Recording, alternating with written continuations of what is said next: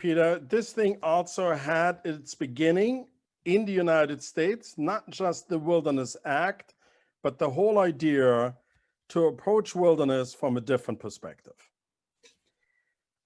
Just a quick summary for the people who have just joined us. The European Wilderness Society is the only pan-European wilderness and environment nonprofit organization which is focusing on wilderness. There's many other NGOs who do a little bit on the sides.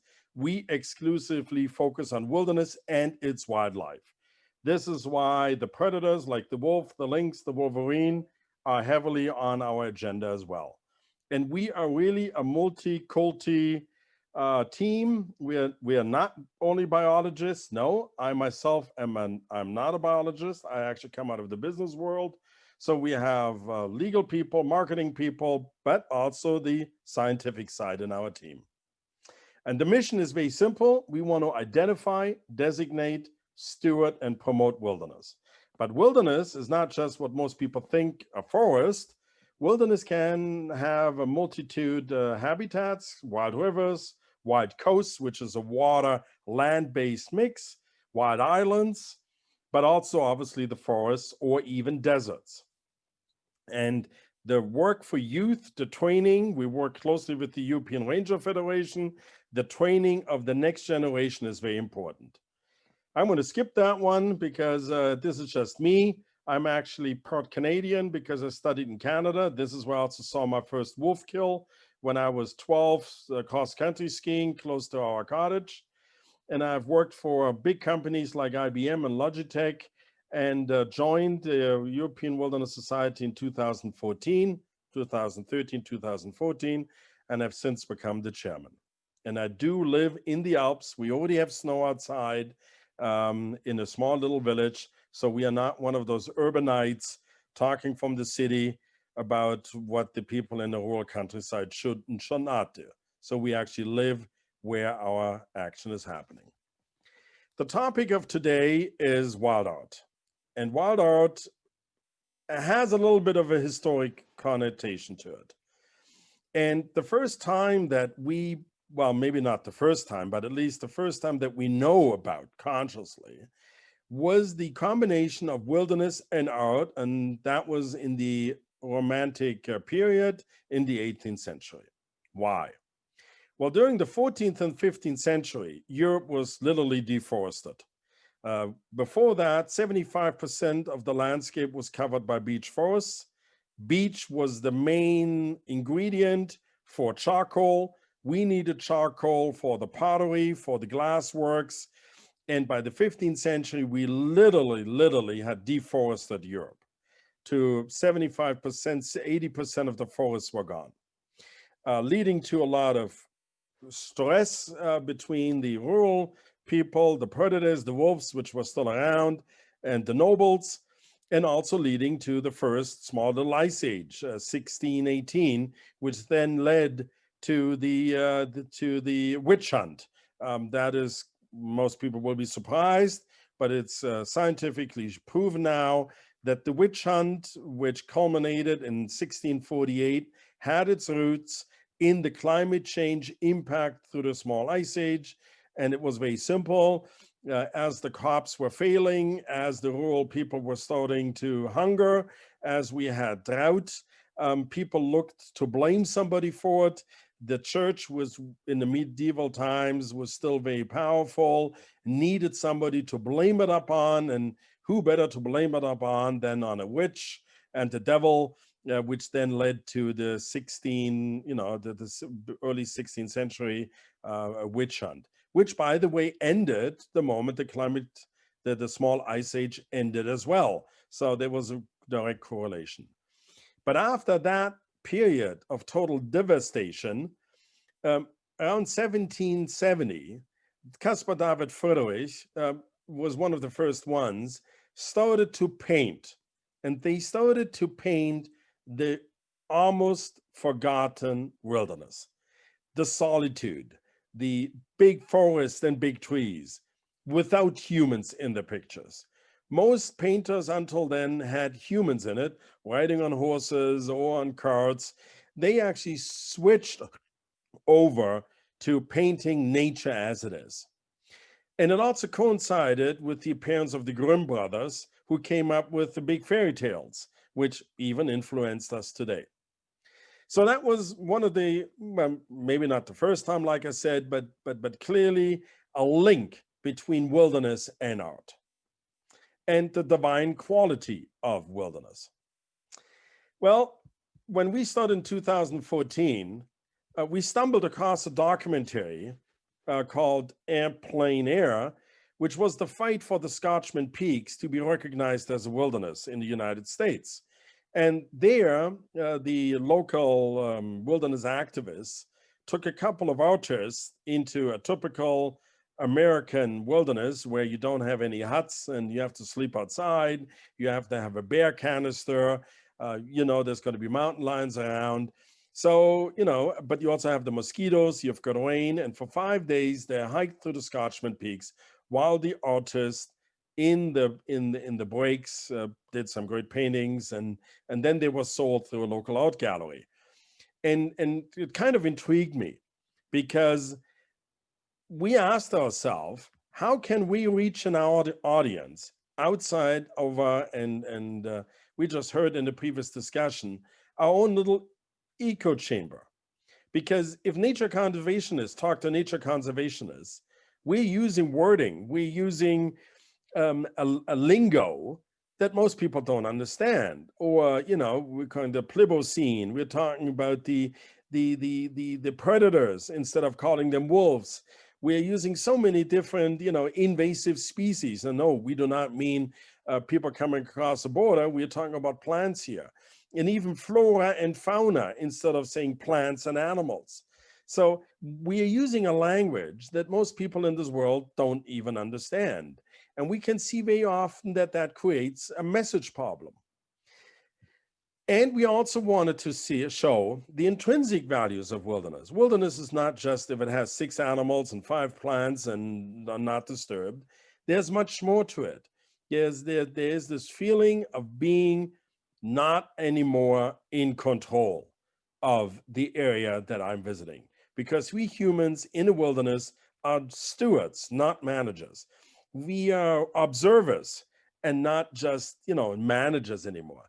We are really small compared to what's happening in there. And we wanted a view on wilderness that was not influenced by science and research. And we heard in the previous discussion by Britta, her approach to wilderness is completely different than the biologist. The biologist counts the plants. He looks at disturbances, while she looks at, like I said above, the intrinsic values. And we also wanted to create the new concept of a narrative.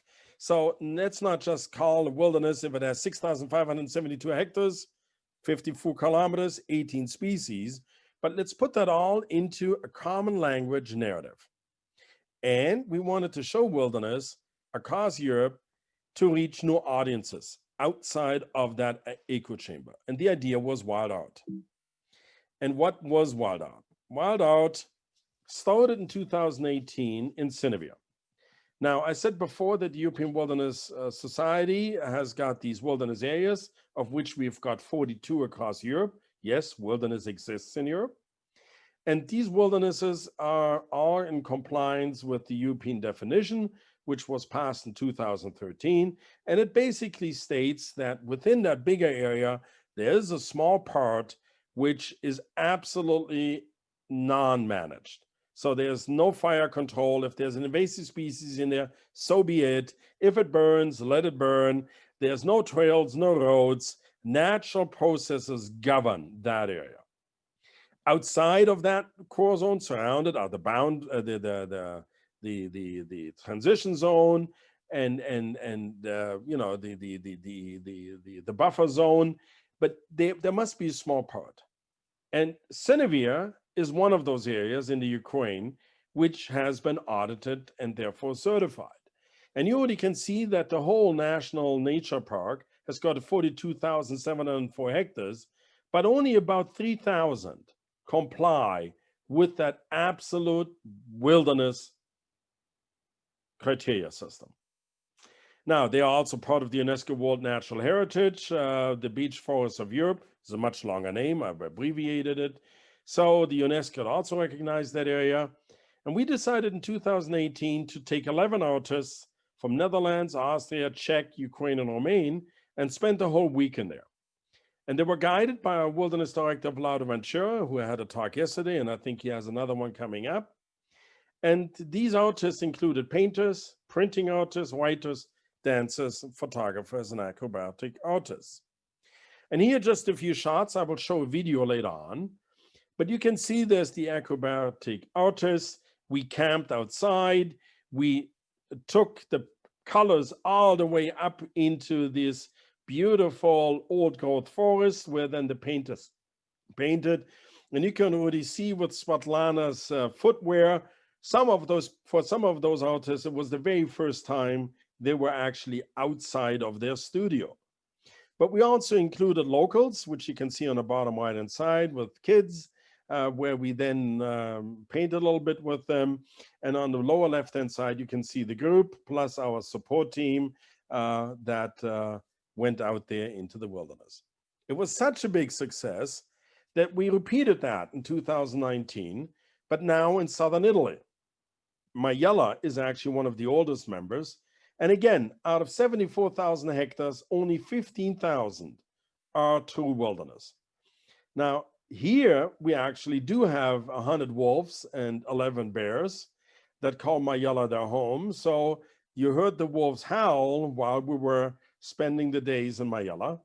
And this time we had artists from the United States, actually.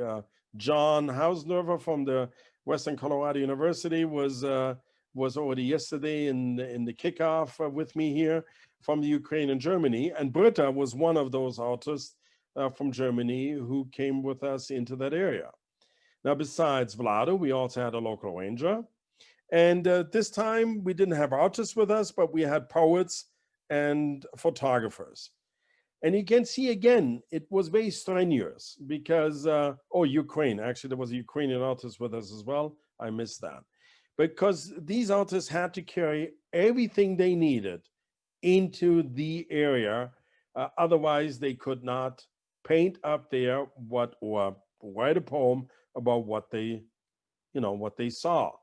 And again, we included local children. You can see here wolf masks because the wolf is an iconic animal there. The people do not have a contentious relationship with this animal. They actually like them and love them.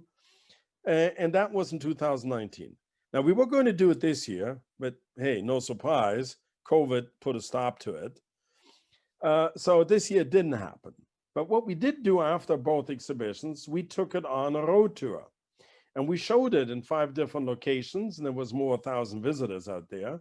But today, outreach must include YouTube, postings, TV, and we actually reached more than 500,000 people with this new idea on how to portray wilderness to the public.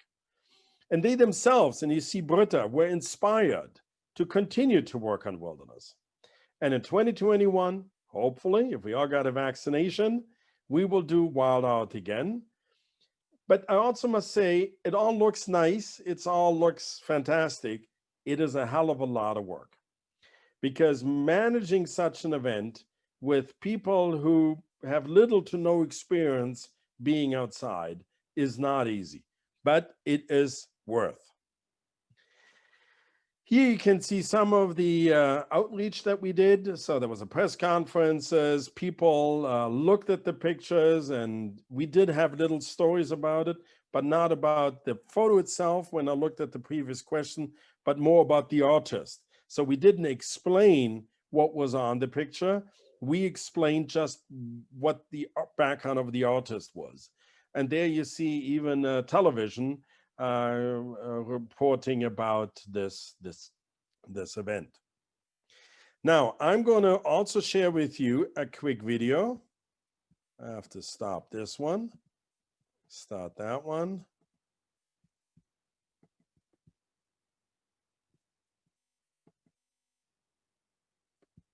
Did I just, no, I chose the wrong one, sorry.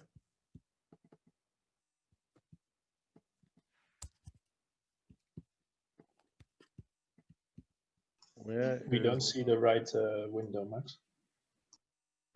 I don't see my window. I'm now really, where's my, I don't see my browser. That's the problem.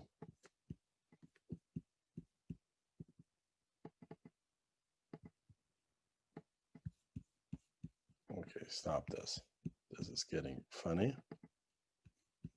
There, I found my browser window. I hid it away.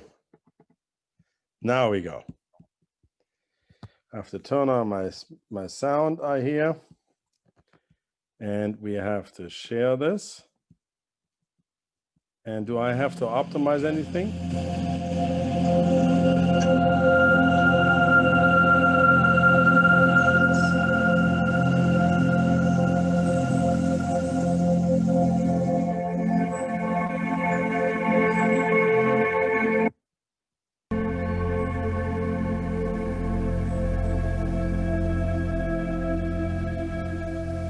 For me, since I'm used to hiking more as a sport and I'm climbing high mountains, I usually have to go on top on time and don't have the time to just look around in the forest and stay there. And was for me really the best part that we just had so much time to stop and look around.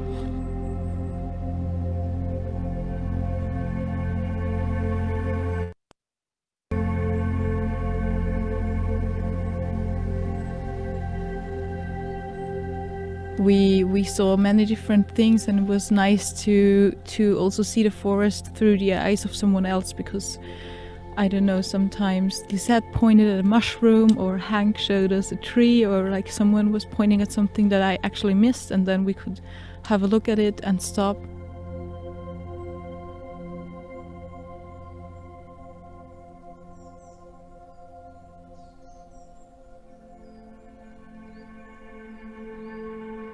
And I also like the diversity of the group, which also mirrors diversity of nature for me. So we had a lot of different artists, a lot of different ideas to get inspired by, just as a beautiful ecosystem should be very diverse and inspiring.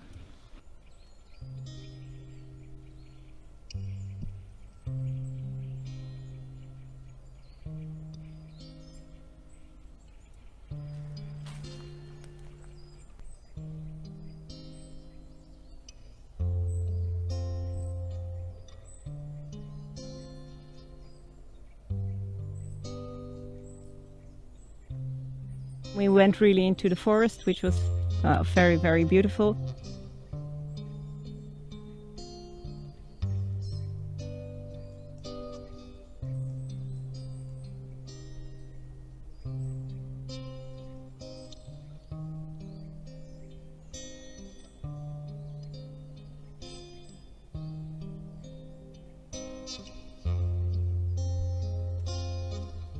What I think about being there and getting inspired was not only the place was very inspiring, but it was also very inspiring to be there with this whole group.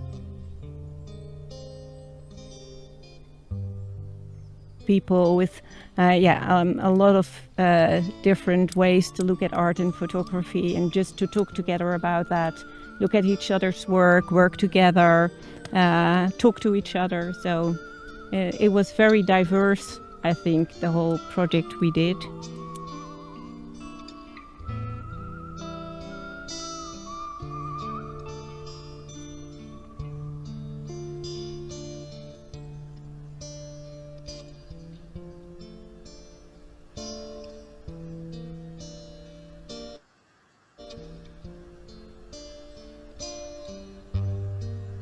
It was a great experience, and I found the forest that it should be wild, with a lot of birds and a clean forest without deforestation and a lot of vegetation.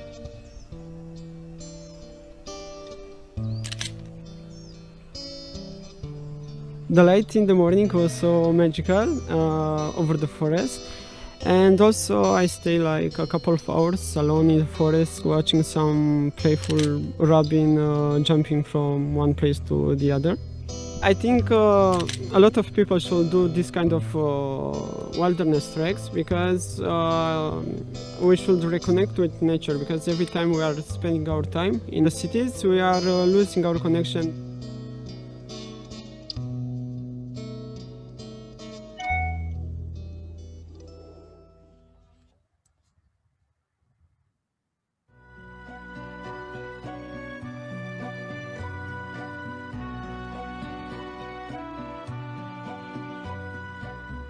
When we came to the forest, I was very happy because there was so much diversity of plants, and it's been a long time I've been in such a forest, and I was very inspired. I started to take pictures of everything, and I was so shocked and surprised because I felt in the forest, I felt really at home in my wild home.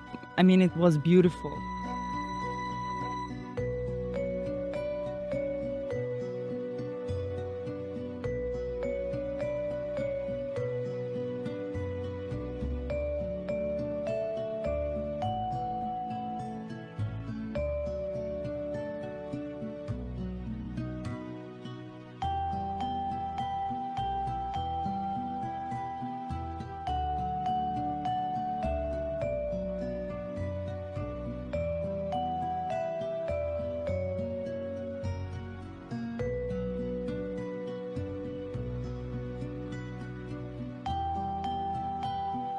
Про мене то було zajímavé uvidět нові jako styly мистецькі, то які ти odbytky printer a ta yoga.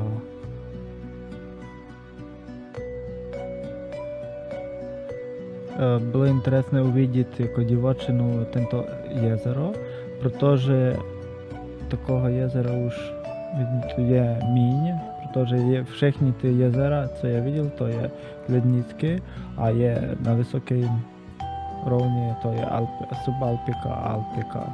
A tento je v lese a podobně je svahnové a jako hydrotrofné.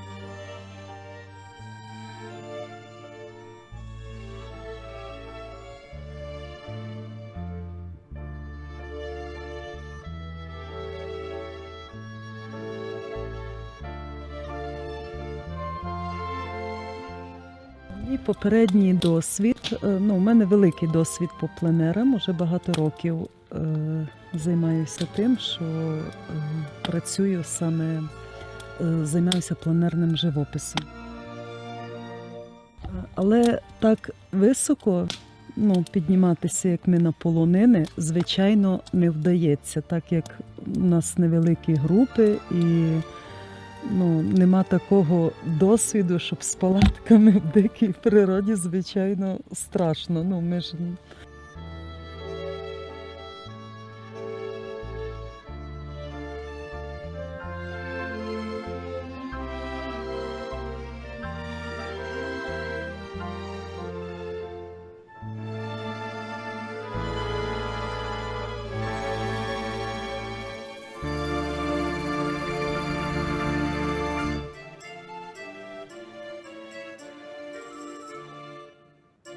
In my life, I did a lot of walking in the woods and being in nature, and we always plan days in natural parks.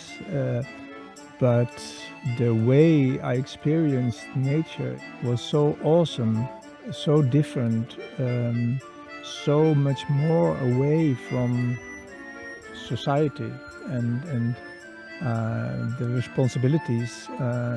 You couldn't check your iPhone. You didn't have a laptop. You know other things than the surrounding and the others.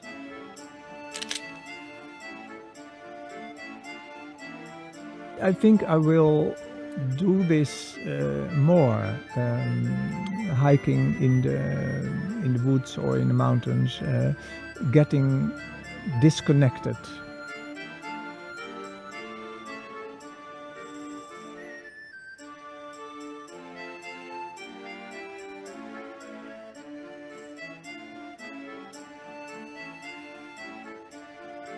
This symbol of heart is symbol of all our being here.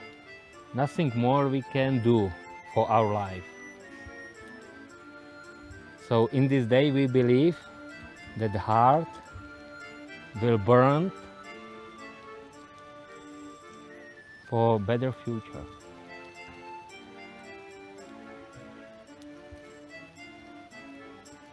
For this national park, for our community, for everybody personally in own life, and for local people to have a better life with real nice connection and feeling with nature here.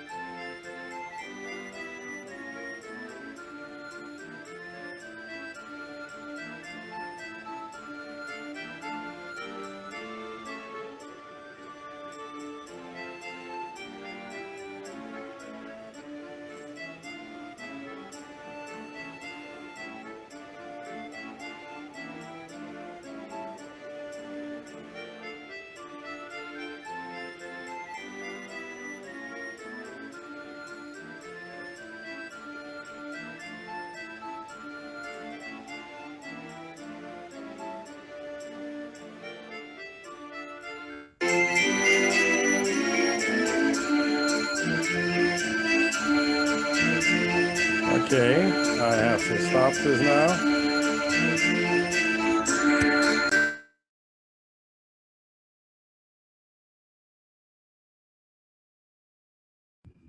Yes. Max, yeah, okay, good.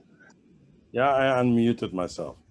Took a couple of minutes longer, but I hope you got a good impression that no, it was not everything wilderness. There were some parts where we used old trucks and had foot walks to get to the wilderness, but then we took them into the core zone, like I said before.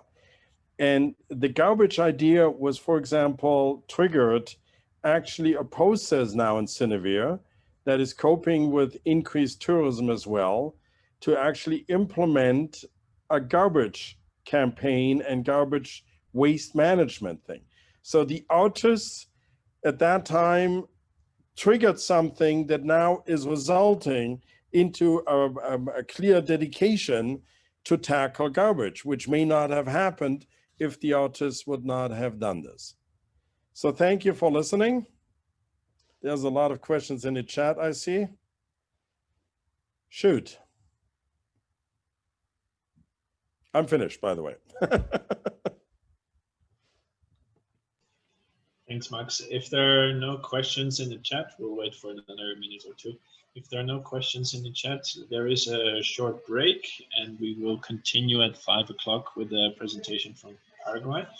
Actually, just a question popped up in the Q&A session from Peter. A great diversity of artists. How did you support such an effort?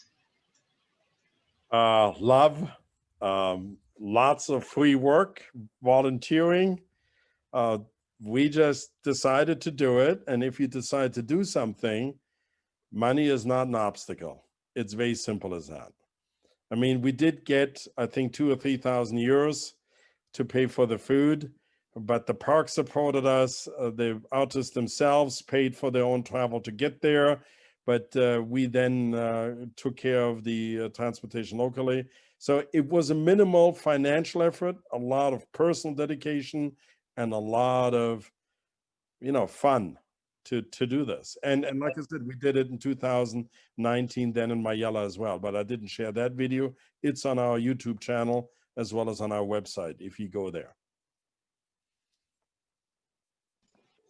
All right, and there was another question that popped up from Francis. How long did the event last? A week. It took, I mean, Ukraine was not easy to travel there, so it took a full day for most people to travel there. We then had 5 nights in the park itself, and then some people stayed 1 or 2 days longer, other left.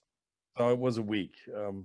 You need a week. We did the same in Mayala, which was also a week long.